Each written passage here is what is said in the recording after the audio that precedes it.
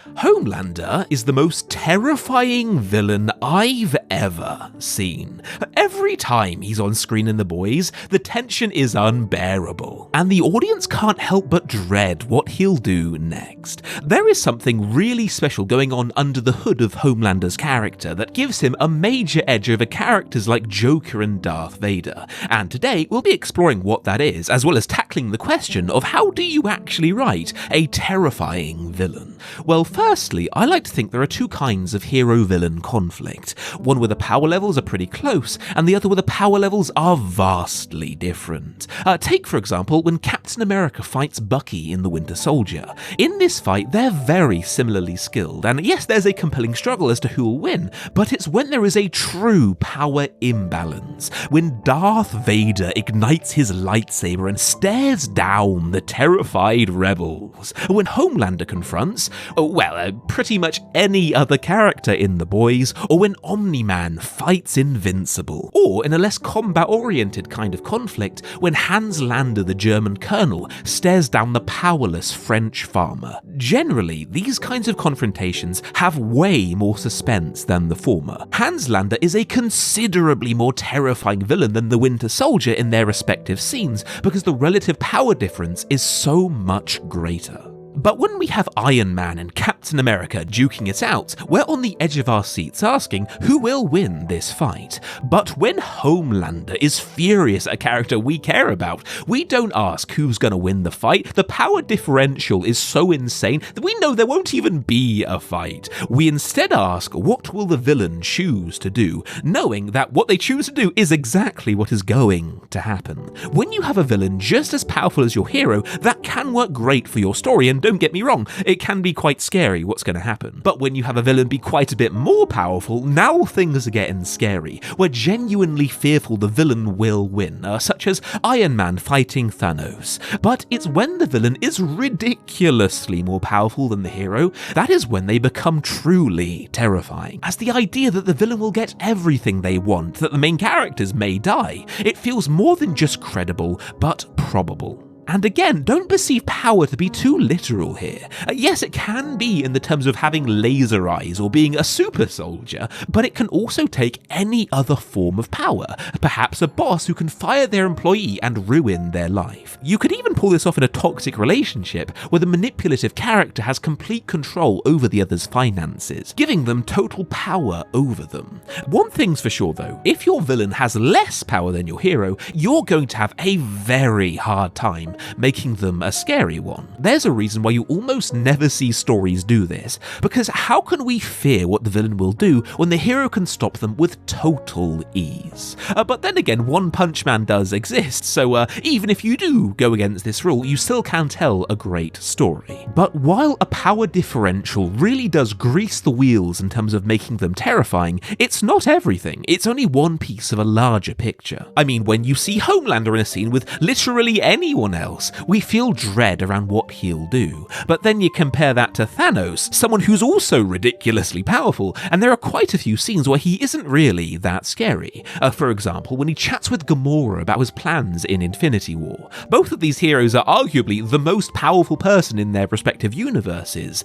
But why is that scene just not very suspenseful when Homelanders routinely are in The Boys? Clearly, power isn't everything here, and I reckon what's missing is that Thanos is not like Joker or Vader or Homelander. His personality is what matters here, not just because he loves Gamora, but because he isn't the sort to kill someone without a strong reason. For someone who's seeking to kill trillions of people, he will only do evil in the name of what he perceives to be the greater good. The greater good. Only if he deems it absolutely necessary.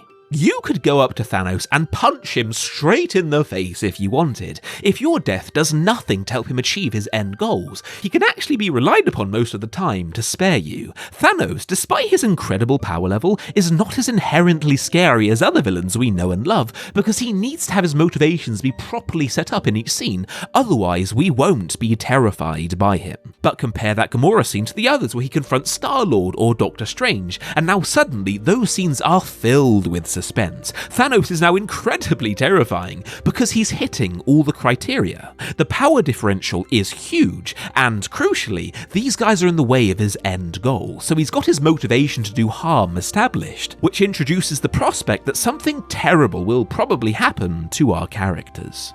Villains like these can go down incredibly well, but even if your villain is powerful and has the motivation to inflict harm, that's still barely scratching the surface of what makes a villain a scary one. And I want to recommend something to you guys, because this week I've been reading Bird by Anne Lamott, and I've gotten a lot out of it. It's a lot like Stephen King's On Writing, less so craft, more so the best ways you can conduct yourself and be the best writer you can be.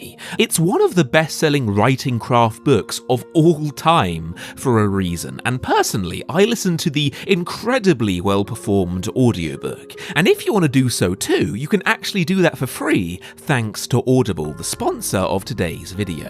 What I love so much about Audible is how without it, I wouldn't be able to read. I'm having less and less time on my hands these days between the closer look and writing all my novels behind the scenes. So having Audible, it's unbelievably useful because now I get to read when I just otherwise couldn't, as I listen while going to the gym, playing games, cooking dinner, and generally doing all the boring stuff I was gonna do anyway. And if you click my link in the description or text closer look to 500, you'll get a free credit good for any audiobook you like on their site, and Bird by Bird is a fantastic one for you to get if you're a writer. So please, if you want to join me in using Audible, do click my link in the description or text closer look to 500. But back to it, if you want to create a villain who's reliably terrifying like Homelander, well, all they have to do is be on screen, and that's enough to get the audience racked with anxiety. Another great thing is to give them a history of evil. All too often, you'll have a villain who may tick off all of the previous things, like having power and having a good motivation, but even then they're not too terrifying, because they've never really done anything terribly evil before. A lot of kids' cartoons have this problem, where it's a villain may be incredibly powerful and will have great motivation to do something evil, but it's incredibly hard to be terrified by them because they've never actually done anything terribly bad.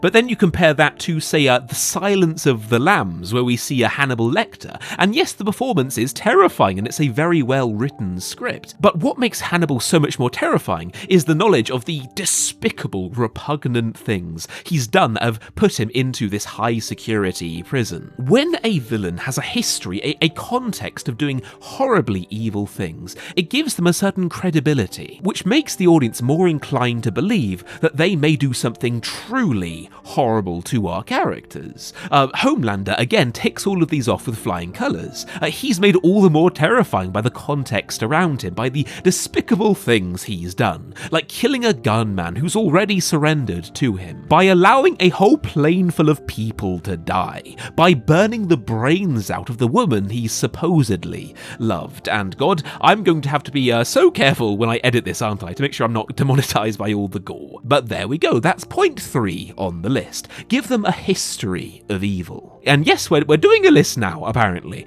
And again, point 1 is to give them power, and point 2 is to give them a credible motivation for committing evil. But here's what I believe to be the most effective way by far to make any villain scary. In fact, I think it's so important a thing to get right, the entire rest of this video will be nothing but breaking this 4th point down. And that is to surround your villain with uncertainty, where there is a great deal around the villain that is unknown. It's when we don't understand a villain, or at the very least, can't predict what they'll do next. It's when you as a writer ensure that uncertainty is around them in whatever form that may come. That is when any villain is at their most terrifying to your audience. One thing's for sure, Homelander has this quality in spades. He is endlessly surprising us, and the fact his character is so good at just shocking and surprising the audience again and again, is a major part, maybe even the most important part, as to why he's so scary. Case in point, when he meets that blind superhero and everyone is all smiles, it's all going great. This guy is meeting his hero Homelander, he's smiling back oh, this is actually quite a nice moment. That is until suddenly... What happens if, I don't know, I do this? And it got a reaction out of everyone. Like, it works great. Because if we had, I don't know, like a Tarantino-esque build-up of tension, where he's making his hatred for the disabled known, and he's acting all sinister and saying ominous things, we would have seen it coming, and not doing that, going for the shock over suspense approach, reinforces the idea that Homelander is truly unpredictable. Like, he's capable of murdering anyone at a moment's notice with no apparent reason. It'll make perfect sense after as to why he did it. In this case, we realise that he hates ordinary heroes enough anyway, as they're all weaker than him. But this guy is just an insult in Homelander's eyes. He's disabled after all, and how can someone as pathetic as him dare claim to be a hero and aspire to join the Seven, no less? He should have known his place. That's what was going through Homelander's mind, because his mere existence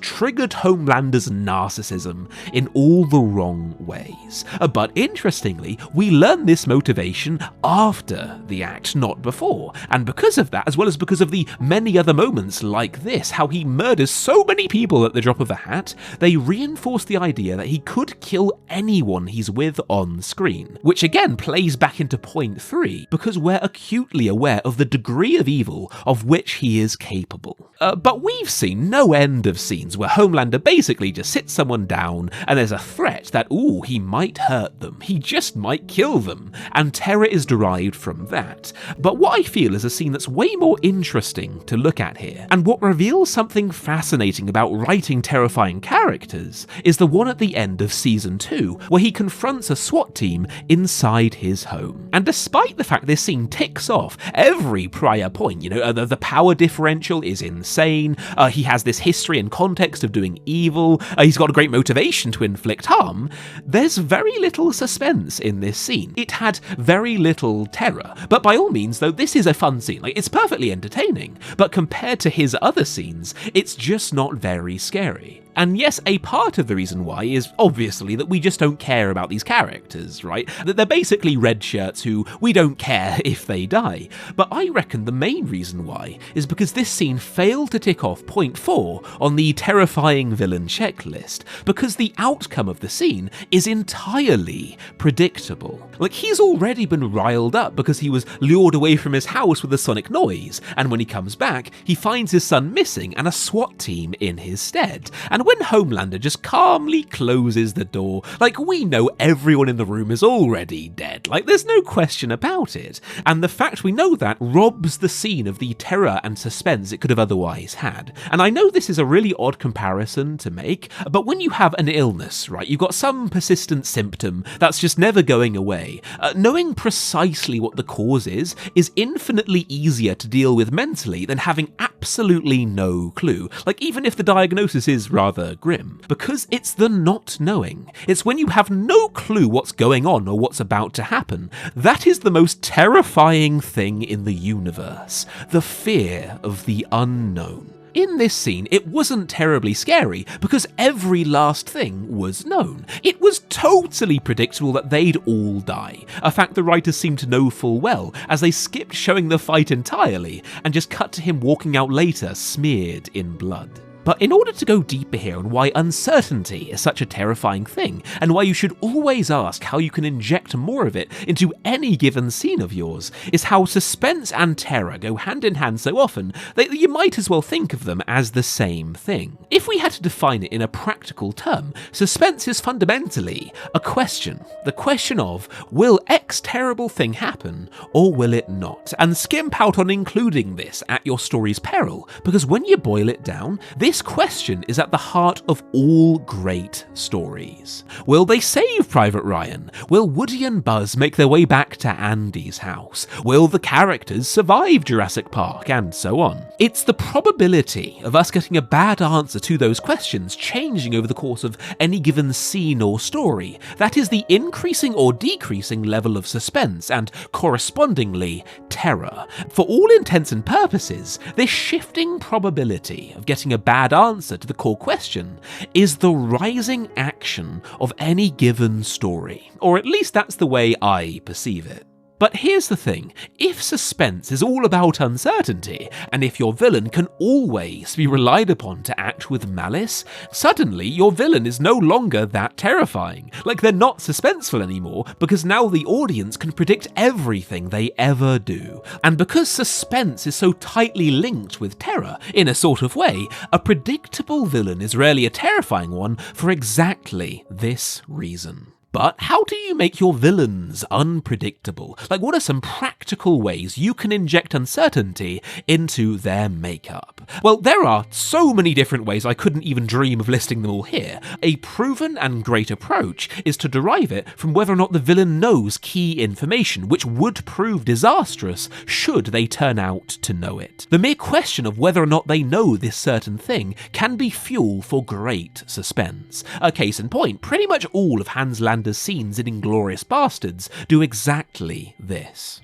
Or you could derive it from whether or not they'll kill someone after they've triggered Homelander's narcissism. You can even derive uncertainty from whether or not a coin toss will turn out to be heads or tails, provided you've set up what's at stake before the coin is flipped. Another method you can take is to give them a hair trigger, where they do depraved things even when given only the lightest motivation. While this is a potentially great approach, God knows Homelander is like this, don't take it too far. For example, if you have a villain who kills his underlings, every time they ever make even a minor mistake, that gets old quite fast and is honestly pretty cliché. Did you guys know that in Return of the Jedi, there was a scene where Darth Vader strangles yet another Imperial officer, but Lucas deleted it because he recognised that Vader strangling his underlings as routinely as one brushes one's own teeth was getting pretty boring to watch. Like, even Homelander routinely spares Ashley because, yes, she's annoyed him many times, so much so he'd definitely kill her if she was anyone else, but she's just too useful for him to kill off. I'm just saying, having your villain killing their underlings doesn't make them terrifying, it makes them just look like a woefully incompetent employer, so probably don't do it too often. But this is a possible approach for you to take. Establish very clearly that if they're given a reason for malevolence, and no matter how slight, no matter how tiny, someone disrespecting them, someone simply saying the word no to them, they have the capacity to act upon that with the utmost prejudice. Doing so will mean they're less like Thanos and more like Homelander, where all they have to do is merely exist in the scene, and suddenly everyone's walking on eggshells, trying desperately to not piss them off. And the moment someone says something even slightly poorly worded, Homelander just gives them a dead stare, and the tension ratchets way up for it. This being said, I can't help but think that Hans Lander is also a terrifying villain, but he doesn't really have a hair trigger, does he? He's a relatively composed guy who has full self-control, yet he's widely acknowledged as one of cinema's most scary antagonists. So giving them a volatile personality seems to be an optional yet perfectly tenable way nonetheless to make your villain a terrifying one. Oh wait, now I'm remembering Eddie Redmayne's character in Jupiter Ascending, where they did exactly this and he just screamed all the time. And it didn't make him scary, it more just made him come across as a pathetic man-child. Double our security deployment to destroy any ship that comes near the planet. I think a big part of why that villain is such a weak one is because he was so volatile, it made him come across as completely incompetent. Like, congratulations, you've made him unpredictable, and you've done it at the expense of making him so incapable of self-control and being so childishly immature, it's hard to not laugh every time he's on screen. I create life! And I destroy it. So be careful with this one. While it's true that volatility is a trait that works great in some villains, it's not necessary for them to be scary, and it even has the potential to backfire horribly if you go too far with it. Another way writers totally fail at injecting uncertainty into their villains is by making them insane. Now obviously it's perfectly fine to write mad characters, but the problem here arises because the writer may treat their madness as free license for them to do literally anything, to act randomly, to effectively commit the cardinal sin of characterization. That is, to have a character who doesn't have a motivation for what they do. Because being mad on its own is not just a bad motivation, it doesn't even classify as a motivation. Thankfully, most writers don't make this mistake though, when they're writing insane villains, but I feel it's a common enough mistake that it's worth bringing up here. Look, I hate to break it to those writers, and I also hate to break it to Eddie Redmayne, but that isn't the way the human brain works. Even if someone is clinically insane, they will have their own unique pathology, and within that pathology, they will be consistent, and they will have a motivation for all they do.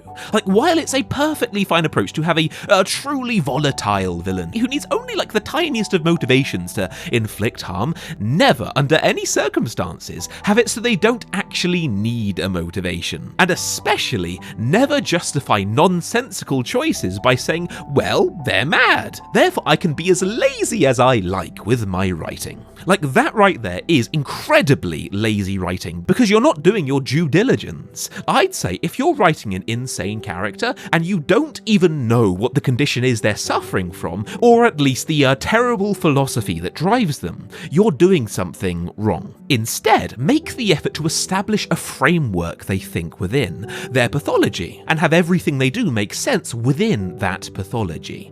Look at the Joker from The Dark Knight.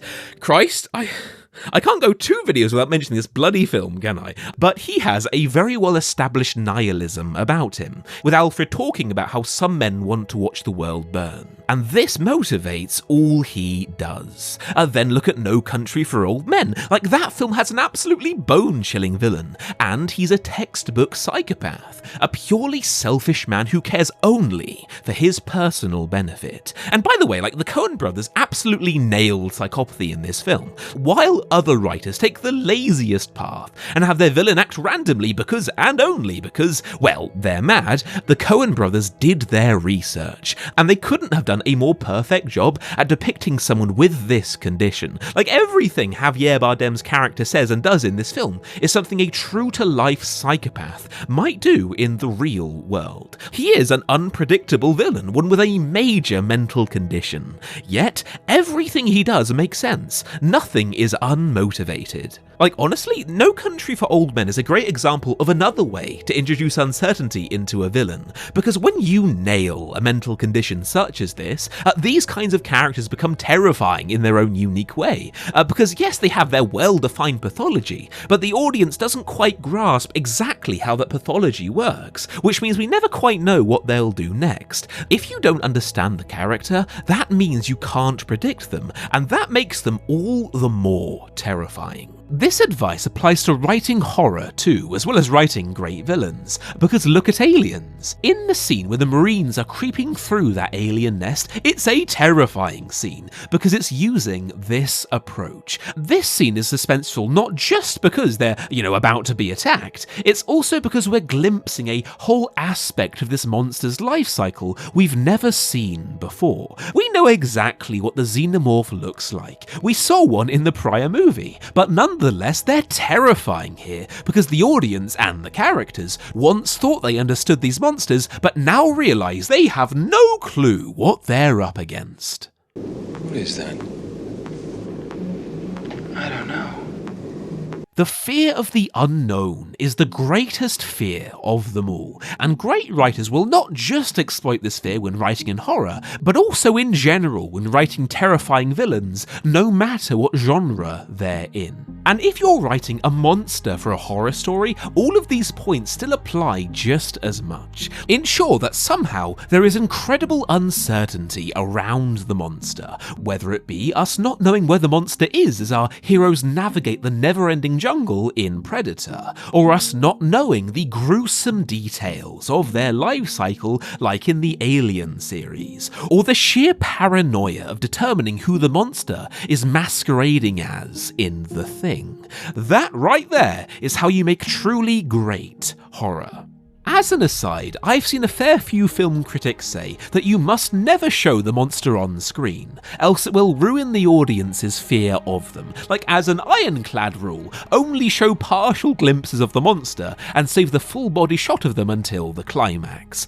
This, I think, is frankly bollocks. This is terrible advice, because it's failing to display a full understanding of the issue. As an example, look at The Thing, what many people claim as the most terrifying movie they've ever seen. Yet, we see the monster fully in action, fully on screen, time and time again throughout. That film worked so well because John Carpenter understood it's uncertainty around the monster that makes them scary, not the ability to merely see them with your eyes. And that runs contrary to what some people out there would have you believe. But to boil the entirety of Point 4 down into a single sentence, uncertainty in a villain is invariably terrifying. Inconsistency, however, is always to be avoided. But on this whole topic of unpredictability, there's a really important lesson we can take away from Homelander on this one. Because why is Homelander just so much more scary than other villains? What specifically makes him so unique? Well, firstly, he ticks off every single point we've mentioned so far in the video. But there's something a lot more going on under the hood of his character. It's not how he's fine with mass murder in GBH, because there are so many characters in fiction who are fine with all of that. What makes him so much more scary is because he has incredible motivation to not indulge in those things. He's a through and through narcissist who cares incredibly about how people perceive him. He loves to murder people, for it reinforces the idea that he is indeed superior. He loves exerting power by harming others because it bolsters his perception that yes, he really is the most fabulously perfect living thing on planet Earth. However, he also loves being loved. In fact, arguably, loves that more than he does killing. And if he indulges in that first love of his too much, it will ruin his public image, the one thing he cares about most in the world. It's all narcissism, but these two sides of his narcissism compete against each other in all the right ways. Like, it's kind of yin-yang. Like, these two motivations of his are endlessly battling against one another, maximizing his dramatic potential as a character, as we truly don't know which side will win out, giving him an unpredictable quality that villains like Darth Vader, for example, simply don't have. It feels kind of inevitable that at some point down the line, Homelander is going to break bad, fully abandon his efforts to be loved, and become a tyrant that everyone fears. It's going to happen at some point, but I reckon the creators should do everything in their power to stave that off until the very final season of The Boys, to keep Homelander in his current status quo for as long as possible, because if the show does go down that path of him trying to take over the world, all of a sudden, Homelander is now way less suspenseful as a villain, because he's now lost these two competing motivations. Now, that isn't to say he'll suddenly become a boring character, but it is to say this finely tuned balance of incompatible desires will be completely gone when this happens, and instead he'll now have these two highly compatible motivations to kill those he doesn't like and be feared. Those two would naturally feed into each other, making him far more predictable, meaning the scenes he's in are a hell of a lot less terrifying for it. But that's another important takeaway we can get from Homelander's character, and it's so important actually, it's bleeding out from the main topic of terrifying villains, and in how to do good characters in general. Any given character who has multiple motivations that compete against each other is inherently more dramatic a character than someone who merely has one. Even if this person is your protagonist, if one of their motivations is good and the other evil, and the two cannot be fulfilled at the same time, the unpredictability that generates means there's gonna be so much more suspense around what they'll do, as opposed to someone who merely has one motivation, no matter how evil that motivation is. But if you want to carry on the conversation, don't bother with making a comment, because I've got a Discord server geared for writers, and we talk about, our characters, and we workshop ideas, and as well as all the movies we like anyway. I'm on this server every day, so if you want to talk about this video, ask me questions, and frankly just discuss